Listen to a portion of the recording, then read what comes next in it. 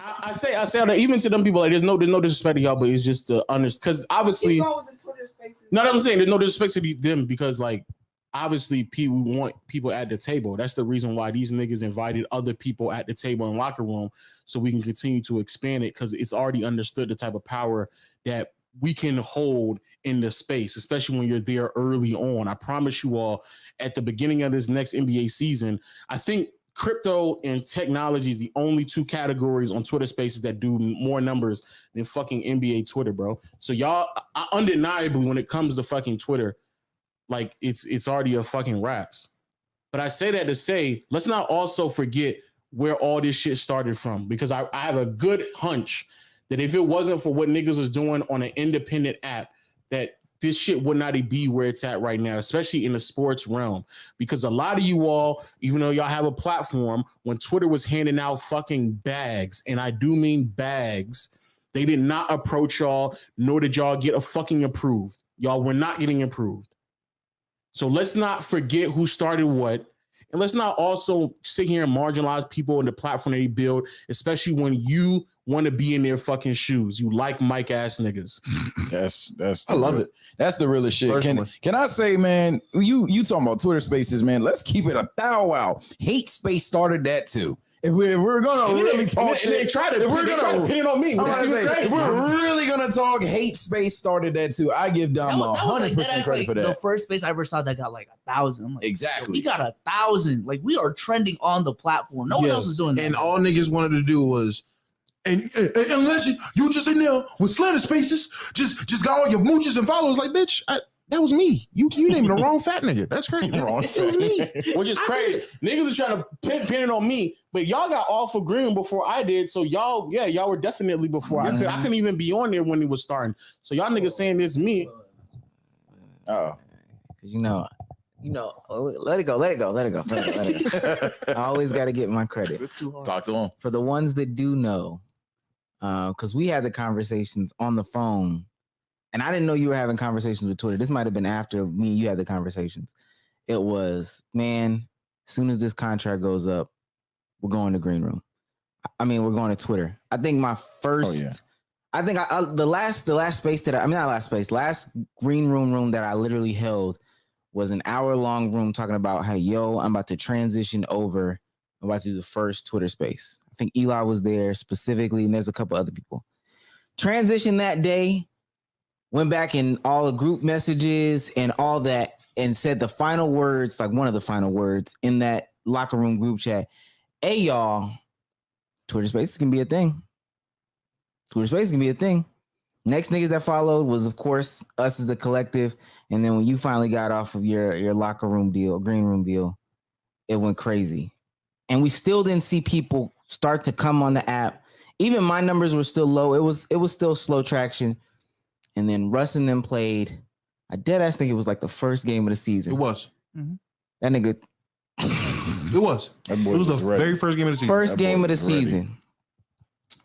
Damo goes live. And after that, niggas start emulating all this other stuff. Now when anything breaking goes on, 5 spaces up right away.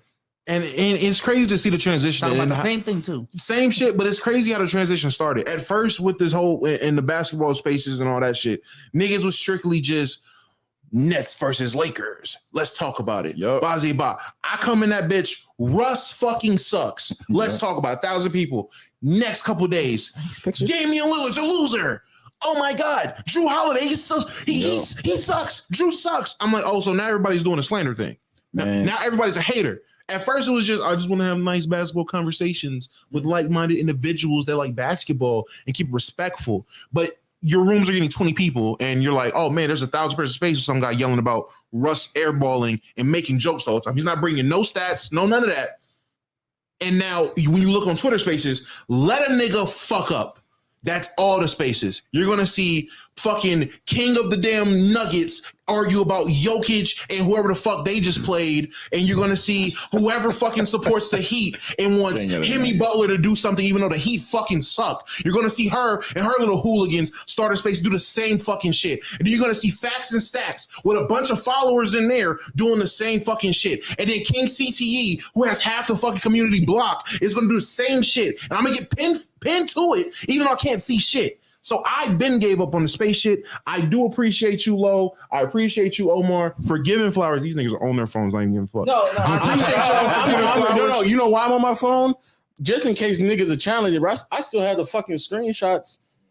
I was gonna bring up screenshots of not only locker room, but also whenever this nigga did run a slender space, niggas were so anti trying that shit and so pussy to try new shit. Niggas was on, yo, this Damo guy and he's keeping a buck. Niggas, they're weirdos, bro. Next thing you know, a week later, those same people, niggas. Damn, man, I ain't gonna lie. Bill ain't done shit for us yet, and now he's taking paydays, man. Yeah, Bill Worth. Yeah, oh my. Yo, stop this. Stop this, man.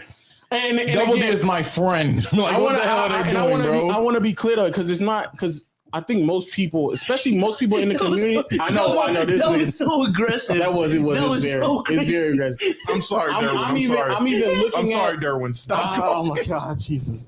I'm looking at the screenshots, and a lot of niggas that were on the thing were also here as well. So I don't want to make it seem like it's a bunch of new people. I don't even know if this is Shubs I'm looking at right here on this fucking. No, I got the screen. I still have the screenshot. I gotta find them. The screenshots of when they had the Heat players going there for the first time. Oh yeah, when they had it was Iguodala, Bam, Udonis, and fucking at that time Kelly Olynyk. They had all them on there for the first time. Yes, niggas was genuinely hyping up having these NBA players on there. We have everybody that is actively on locker room at the time, all floods that room. Biggest room at the time, all that shit. And at that time, all people wanted was for me to go up there and troll and me go up there and talk to them. And that's when I knew, like, yo, we really might be doing something here. When out of all the people that were reporters, all the people that was hosting peace and positivity spaces, whatever happened to you, it happened to my granddad too. Whenever they was hosting those spaces, Yeah, you trying. But the reason why I say that is because I think when niggas speak about shit that they were speaking about, y'all clearly just out of the fucking loop, and that's understandable. But to come out around here and disrespect niggas when y'all are doing it on the platform that was created by the niggas that you were talking to was so fucking absurd that it blew my fucking top off. And what's crazy is I'm happy I was able to take a couple of days off to cool down, but I'm still on some y'all niggas be talking out the side. What's that? No, Gifted, all respects to you. There was no slander spaces before I did them. Niggas was not doing slander. There were slander spaces on what you call them on locker room. Yeah, we were doing. Yeah, you're right. They were nigga hosted by me. What are you talking about? We were. That was saying like niggas was doing this on 2 apps before. This is not even the fucking terminology. Beam me up. That's me and Damo like invented the gulag, bro. All the fucking terminology that y'all use. All that terminology he was calling using, niggas losers. This nigga was using y'all like shit on y'all like shit is crazy. Eat my dick, bitch. all that fucking beaming up gulag, all that shit, bro. He was doing that shit. Nigga said locker room was first. Nigga said locker room was first. Yeah, nigga, I was on locker room first. Yeah, no, yeah.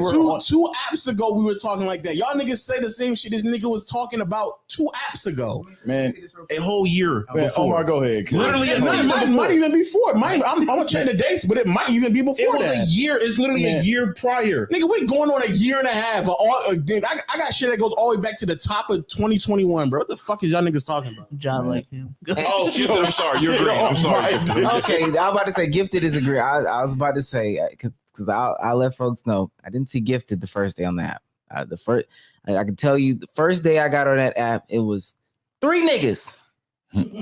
Shouts out to me. Shouts out to my homeboy Lance. I hoop with him occasionally.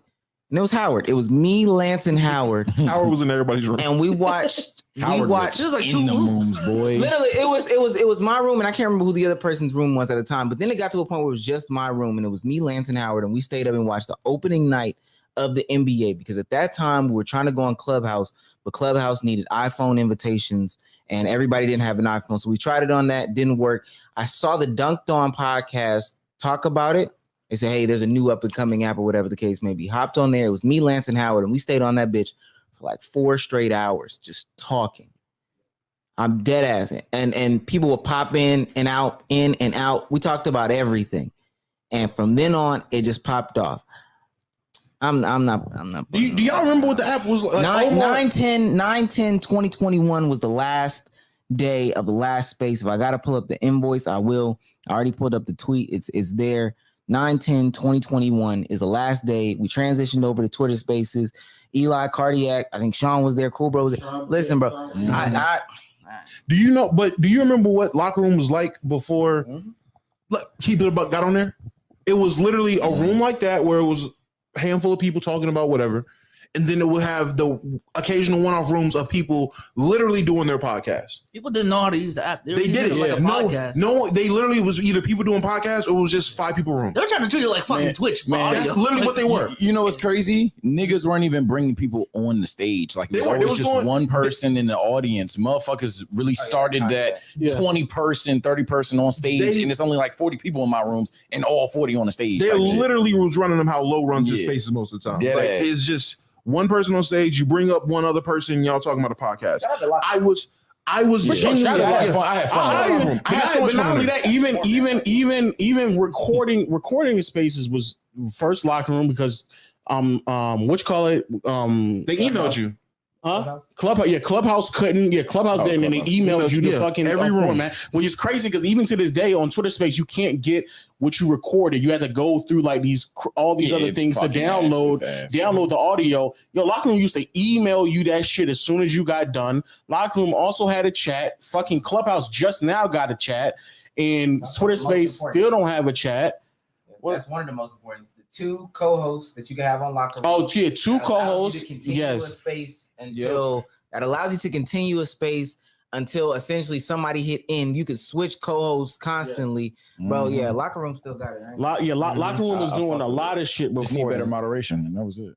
Thanks for watching. Let's keep it a buck. If you like that clip, go ahead, check out this video right here on your screen, and we'll catch you on the next one.